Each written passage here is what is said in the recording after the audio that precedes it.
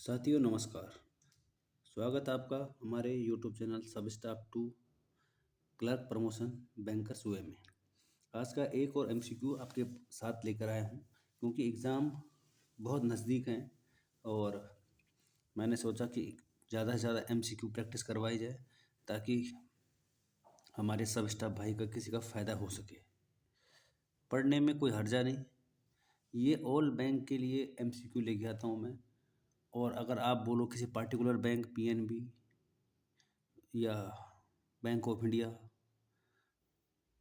और एसबीआई, जो भी एसबीआई में तो खैर एग्ज़ाम का होता है लेकिन ज़्यादा वो नहीं है, तो आप मेरे को बता सकते हैं कि भाई इस बैंक का डाटा लेके आओ, क्योंकि उसमें थोड़ा वैसे डाटा ही पूछा जाता है कि सीईओ कौन है, कब इस्टेब्लिश्ड हुआ, क्या हुआ, ये चीज़ें पूछी जाती है। तो आप मेरे को कमेंट बॉक्स में ज़रूर बताएं। तो आज एमसीक्यू प्रैक्टिस सेट ज़्यादा ज़्यादा डीप नहीं है, हल्का ही है, क्योंकि सब स्टाफ टू क्लर्क में ऐसे ही पूछा जाता है। तो शुरू करते हैं फिर आज का एमसीक्यू। आज का सबसे पहला क्वेश्चन है, आपने पॉज करना है और उसका आंसर शायद आपने पढ़ा होगा तो आपकी प्रैक्टिस हो जाएगी। और एक और बात बताना था मैंने आप लोगों को कि आप टेलीग्राम पे, मैंने टेलीग्राम पे भी क्विज़ शुरू कर दिया है। और अगर टेलीग्राम पे तो आप लोग ज्वाइन हुए नहीं खैर, तो टेलीग्राम पे भी आप अपना क्विज़ जितनी प्रैक्टिस करोगे उतना ही फ़ायदा मिलेगा। तो शुरू करते हैं। आज का पहला क्वेश्चन है, payment of cheque can be stopped by, कि जो पेमेंट होता है उसके चेक को कौन रोक सकता है। पहला क्वेश्चन आज का कि payment of cheque can be stopped by, तो पेमेंट होता है उसके चेक को कौन रोक सकता है, बेनिफिशियरी या नॉमिनी या ड्रावर या ऑल या सब रोक सकते हैं। तो इसको इसका हिंदी में बताने का तो कोई मतलब है नहीं, वैसे कि बेनिफिशियरी क्या होता है, नॉमिनी क्या होता है, वो तो आपको नाम से पता लग जाएगा, या ड्रावर क्या होता है। तो इसका जो सही आंसर है ऑप्शन नंबर 3, ड्रावर होता है। वो चेक को रोक वो चेक को रोक सकता है। ठीक है भाई दोस्तों। अगला क्वेश्चन है नेक्स्ट, अकाउंट पे चेक कैन बी पेड, जो अकाउंट पे है वो किस प्रकार के, मतलब कहाँ पे चेक को पेड कर सकता हो। जो अकाउंट पे है जो पे करता है वो कहाँ अपने चेक को पेड कर सकता है, at cash counter of bank, bank के कैश काउंटर में, एट एटीएम, एटीएम में, डिपॉजिट इन बैंक अकाउंट, या जो उसका अपना बैंक अकाउंट है उसमें डिपॉजिट करेगा, या और अब मैं, ये तीनों सही है। ये है ऑप्शन नंबर 4 का मतलब। आपको कंप्यूटर स्क्रीन पे भी ऐसे ही क्वेश्चन देखने को मिलेंगे अगर जो पहली बार जा रहा है तो इसका सही आंसर हो जाएगा option number 3, deposit in bank account. ठीक है दोस्तों, चलते हैं अगले क्वेश्चन की ओर। Maximum amount of cheque can be, जो एक चेक होता है उसका मैक्सिमम अमाउंट कितना होता है, मतलब उसमें कितनी अमाउंट मैक्सिमम भर सकते हैं।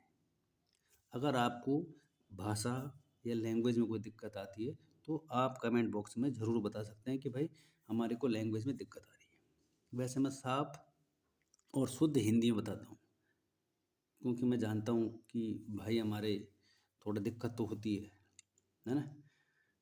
तो maximum amount of cheque can be 1 crore, 10 crore, 100 crore या नो लिमिट।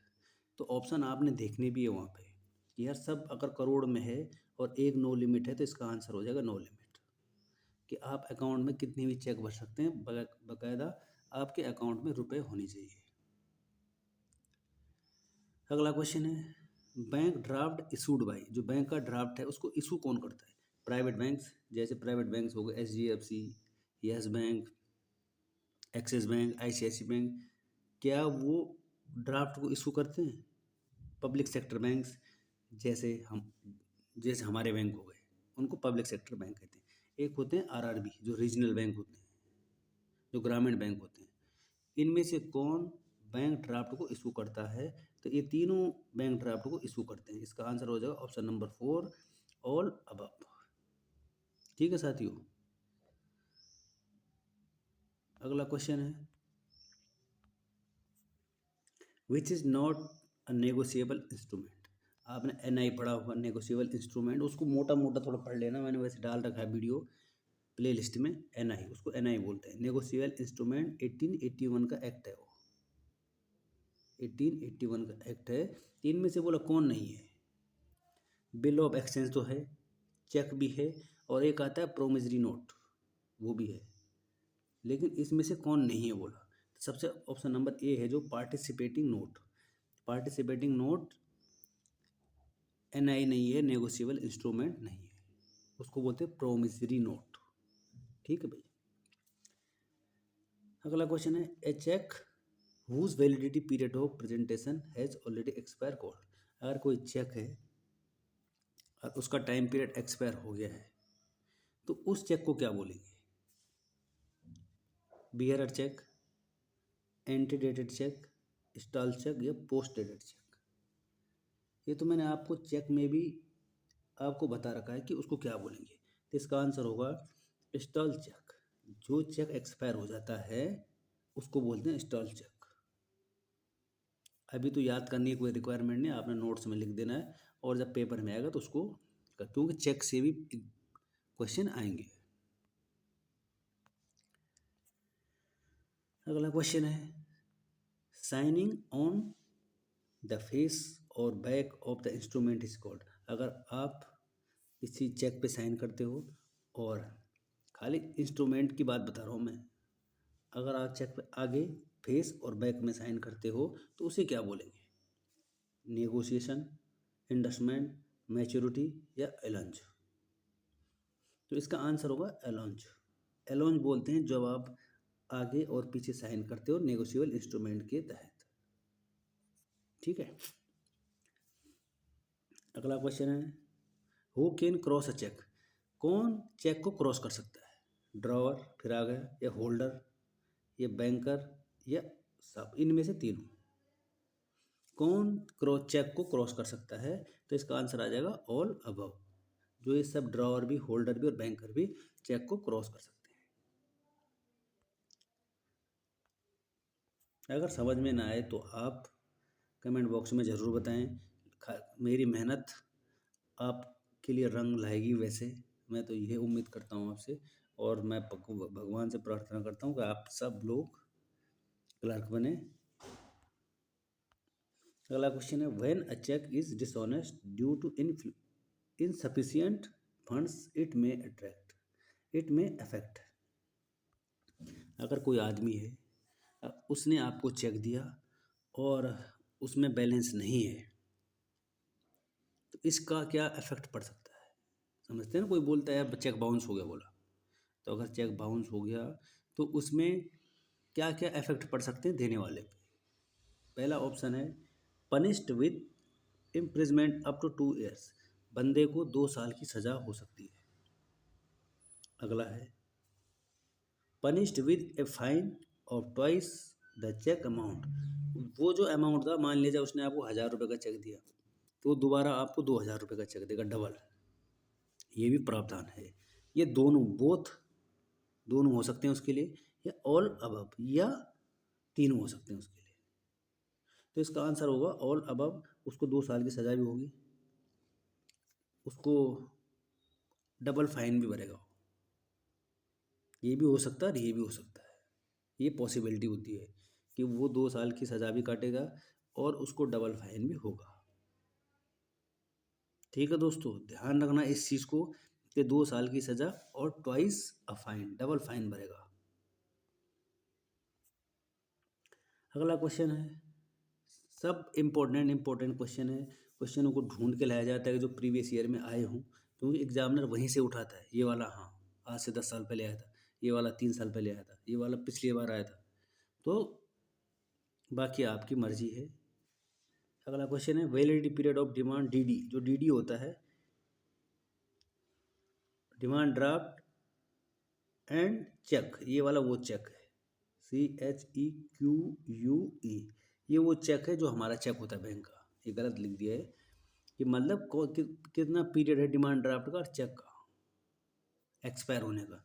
3 महीने, 6 महीने, 3 महीने, 3 महीने, 6 महीने, 3 महीने, और 6 महीने, 6 महीने। तो ये तो बहुत ईजी है याद करना। वैसे डेज में भी आता है, 90 डेज, 90 डेज। ठीक है, तो दोनों का 90 डेज है, ऑप्शन नंबर बी हो जाएगा इसका आंसर। 3 महीने और 3 महीने डीडी का और चेक का 3 महीने का टाइम पीरियड है एक्सपायर होने का।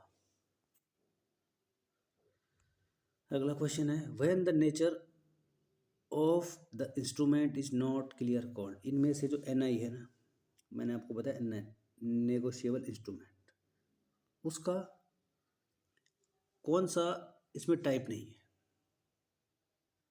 ठीक है भाई, inchoate instrument, incomplete instrument, fixed instrument या एम्बिगस इंस्ट्रूमेंट।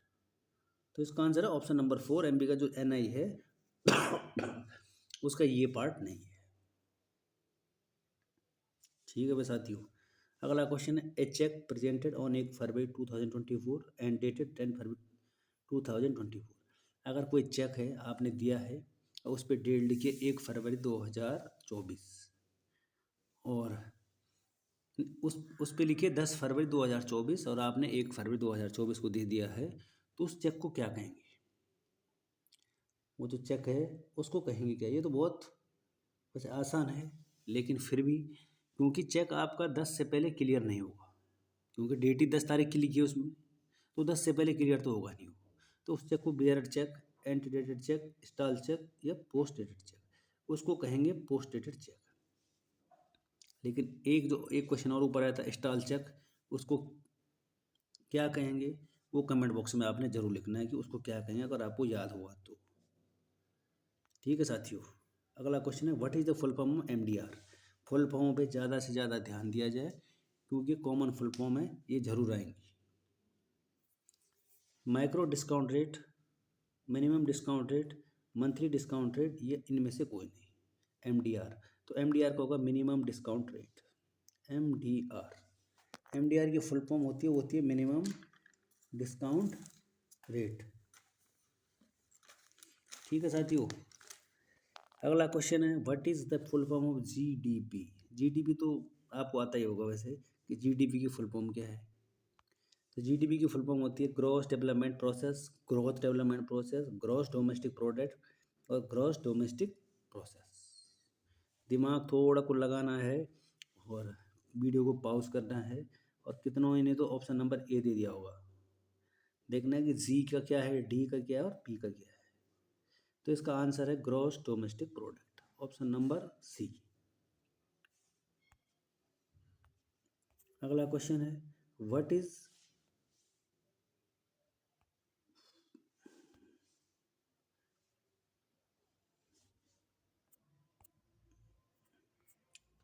अगला क्वेश्चन है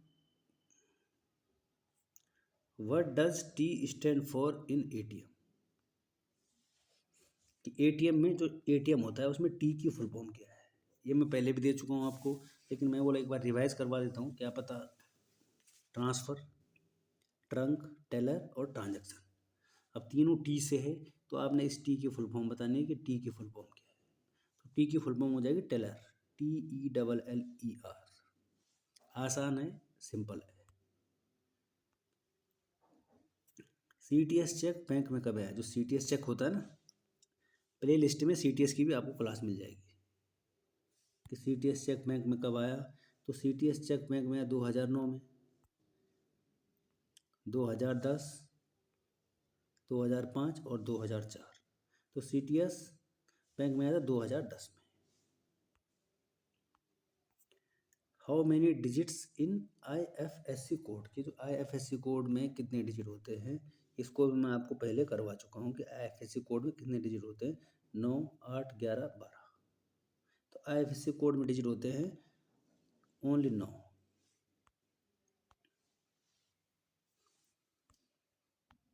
और दोस्तों आज का यहीं पे MCQ समाप्त होता है।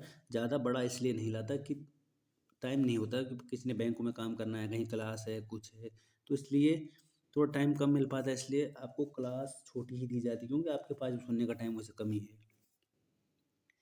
तो आप अगर आप चैनल पर पहली बार हैं तो मैं बीच में ये चीज़ें कहीं बताता नहीं कि चैनल को लाइक, शेयर और सब्सक्राइब करें, लेकिन आपका जो मेरी ये मेहनत और आपका 1 मिनट का जो थम्स अप है या लाइक है, उसको ज़रूर दबाएं, ताकि मेरा भी हौसला बढ़े और मैं आपके लिए और इससे अच्छी क्लासें और बेहतर क्लासें, क्योंकि इसमें टाइम लग जाता है, तो इसलिए मैं भी कम ही क्वेश्चन लेके आता हूँ। तो आप चैनल को लाइक, शेयर और सब्सक्राइब ज़रूर करें और अपने साथियों को शेयर भी करें ताकि मेरा भी हौसला बढ़े और आपको इससे भी अच्छी वीडियो ला के दूँ। बाकी आपने देख लिया क्वेश्चन क्या है, वीडियो को पॉज करें और ज़रूर आंसर दें और टेलीग्राम पे भी ज़रूर जुड़ें, क्योंकि टेलीग्राम पे एमसीक्यू थोड़ा पेपर टाइप आता है, वैसे ही आता है वैसे उधर भी, लेकिन उधर ऑटोमेटिक ही आंसर आता है उसमें। तो अगर आप एंड तक वीडियो देख रहे हैं तो ज़रूर टेलीग्राम पर एक बार जाएं और सब स्टाफ, उसमें भी सब स्टाफ टू क्लर्क प्रमोशन को सर्च करें, आपको मिल जाएगा उसमें। सब स्टाफ टू क्लर्क प्रमोशन में आपको वहाँ पे सर्च कर, जैसे आप टेलीग्राम पे जाओगे तो आपको वहाँ पे मिल जाएंगी मेरी क्लासें, और मैं क्लासें भी डाल रखी है और उसमें क्वेश्चन आंसर भी है। अगर आप जाओगे तो आपको ठीक लगेगा। तो मिलते हैं फिर एक नई वीडियो के साथ, तब तक के लिए दे हमें इजाज़त। थैंक यू, धन्यवाद।